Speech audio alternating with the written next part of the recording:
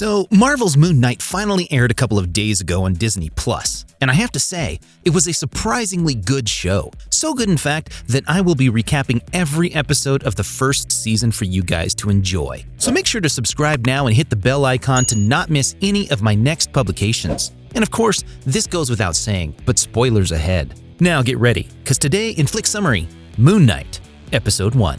The show starts us off with a somewhat odd scene in which we see a mysterious man with a cane and a scale tattoo on his arm performing some kind of ritual in which he starts by drinking some water, only to then break the glass into pieces and pour them into his shoes before walking out of the temple he was at. We then cut to Marvel's intro and are shortly after introduced to our main character, Stephen Grant. As Stephen wakes up, we see all sorts of things in his room that makes us realize he is a sleepwalker. For instance, we see his left foot tied to a wooden pole, sand around his bed to keep track of his movements, and a strip of blue tape in the corner of his door. While Stephen is getting ready for work, he feeds his one-finned goldfish Gus while leaving a voice message for his mother over the phone. He then walks out of his flat and rushes to catch the bus, which seems to be leaving him behind. He manages to board it, but arrives late to his work at the museum. There, he sees a schoolgirl damaging a miniature replica of the Pyramid of Giza, and instead of scolding her for her actions, he decides to talk to her and give her a little tour, explaining some of the ancient artifacts at the museum. This until his annoying boss Donna scolds him for being late and tells him he's not the tour guide, but just a gift shop clerk, which,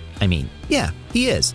But he's also way too overqualified for this job. Later, he starts talking to one of his coworkers and learns he had asked her out for dinner the next day at 7 p.m. to go get the best steak in town. But he doesn't actually remember asking her out in the first place. Donna sees the whole thing and finds it odd to see Stephen, a vegan, making plans to go eat meat. But we'll see what this is all about soon enough. Now that Stephen's shift is over, he goes out to the streets and starts talking to a human statue while eating what I assume is some sort of falafel?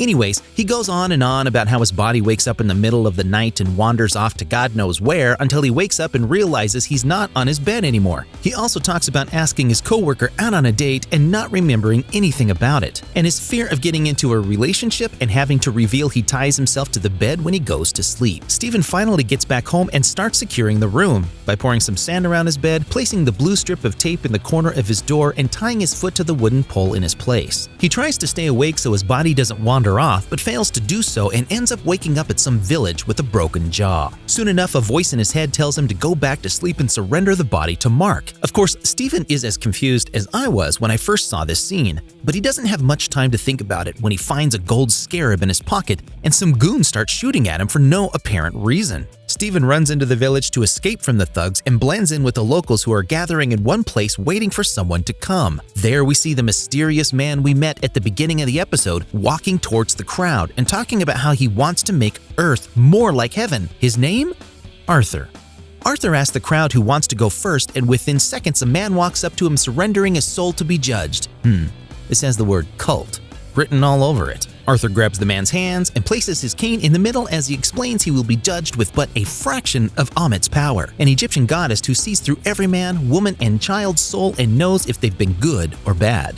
The cane starts swinging and the scale tattooed in Arthur's arm moves to reveal the man being judged is actually a good person. He is set free and then an old lady volunteers to be judged, but she doesn't have the same luck as the first volunteer when the scale tilts to one side and turns red, revealing that she is not a good woman. The old lady explains she has been good her entire life, but Arthur tells her the scale sees everything and has judged her for something she would do in the future. Seconds later, he sucks her soul and the woman dies. The goons finally talk to Arthur and tell him someone had killed 2 of their men, interrupting some sort of exchange. Stephen is quick to be discovered and Arthur asks him to give him back the scarab. Confused and scared, Stephen agrees, but the voice in his head tells him he won't do such a thing and proceeds to control his body, preventing him from surrendering the artifact to Arthur. Everyone gets together and manages to take the scarab from Stephen's hand, but as soon as they do, Stephen blacks out and in a matter of seconds, he kills everyone around him and gets the artifact back. He flees the scene as a crowd chases him and robs a van to leave the village. Now on the road, Stephen is being chased by several cars while wondering if this could all be but a dream. One of the bad guys jumps from the car into the van and gets ready to kill Stephen, but he blacks out again and kills the bad guy instead, as well as making one of the cars chasing him to crash. He continues driving but is warned by the voice in his head to be careful with a truck on the road, which, if I'm honest, reminded me quite a lot of Final Destination. Anyways, he avoids the crash, blacks out again, and gets rid of more bad guys until the van finally malfunctions and stops in the middle of the road, putting his life in danger as two goons step out of a car and get ready to shoot. Fortunately, the logs from the truck Steven avoided fall from the hill and saved him before the bad guys could shoot him. He then wakes up in his bed and is relieved to learn that this was indeed a dream.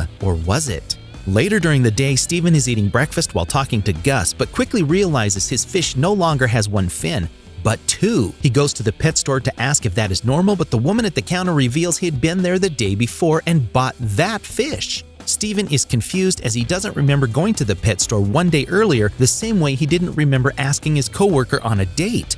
He then sees the clock on the store and sees it's late for his date. He rushes to his flat, changes into a nice outfit, and goes to the restaurant where he waits for his date, but she doesn't show up. Steven calls her and she picks up the phone to tell him she had the steak all alone since he didn't show up when he was supposed to, 2 days prior. See, they had agreed to go out on Friday, but Steven was actually waiting for her in the restaurant on Sunday without realizing those many days had gone by. The woman, clearly upset, asks him to lose her number and hangs up, leaving a sad Steven to order a steak to cope with his sadness. He then returns home where he accidentally discovers a secret hiding spot where there is a key and a cell phone. As Steven goes through the phone, he sees a lot of missed calls from some Layla and a Duchamp. He gets ready to call back, but when he's about to do so, Layla calls once again until Steven finally picks up. Layla is relieved to learn he is alive and scolds him for not giving her any signs that he was okay, being that she had been calling and texting for months but never got any answer from him. Steven is confused and explains he had found the phone in his flat and asks Layla who she thinks she's talking to. She eventually calls him Mark, and when Steven gets worried and asks her why she called him that name, Layla hangs up. Steven starts listening to the voice in his head again and feels he's being followed, so he naturally tries to leave the building, but as he gets in the elevator, it won't go down to the first floor. He then sees an entity coming towards him, but when it is about to get him, an old lady steps in and immediately seems frightened at the sight of Steven. The elevator doesn't go down, but all the way back to the 5th floor, and as soon as the door opens, the old lady rushes out of the elevator and knocks rapidly on one of her neighbor's doors. Honestly, I have no idea why she was so afraid, but let's hope we see what this is all about in the next episode. Steven is left alone wondering what's going on, but he blacks out once again and is now on the bus on his way to work. He sees Arthur following him and realizes the whole ordeal at the village was not really a dream, but something that actually happened. As he gets into the museum, he asks the security guard not to let anyone suspicious inside, being that he's being followed. But it's too late. Arthur and his followers are already there, and Steven has to listen to some speech about how Amit was betrayed by its peers and was prevented from being out in the world. Apparently, this guy wants to set her free, and he claims if she had been out in the world, she could have prevented Hitler and countless other evildoers in the history of the world. He then grabs Steven's hands and lets the scale in his arm judge him, but sees there is too much chaos to actually come to a verdict. The museum finally opens to the public, and as they start to come in, Steven takes the opportunity to leave the room. At night, however, as he's getting ready to leave, he hears a dog squealing inside the museum and goes to investigate, but finds himself cornered by an ancient beast that starts chasing him until he surrenders the golden scarab back to Arthur. Steven manages to secure himself inside a bathroom with a steel door, but it's only a matter of time until the creature breaks in and tears him apart. Steven sees his reflection in the mirror, but it seems to have a mind of its own and starts talking to him, telling him he can save them, but he needs to let him control the body. And yes, this is Mark. You see, as it turns out, Steven has multiple personalities, and Mark is the one who killed all those bad guys back in the village. Steven is confused but scared at the same time, so he listens to Mark and allows him to take control just in time to finally summon the spirit that turns him into Moon Knight and fight the beast that just broke in. And with that, the episode ends, leaving us wanting more and, of course, wondering, what the hell happened to Gus? Let's find out in the next episode. For now, tell me, what are your thoughts on this episode? Did you like it?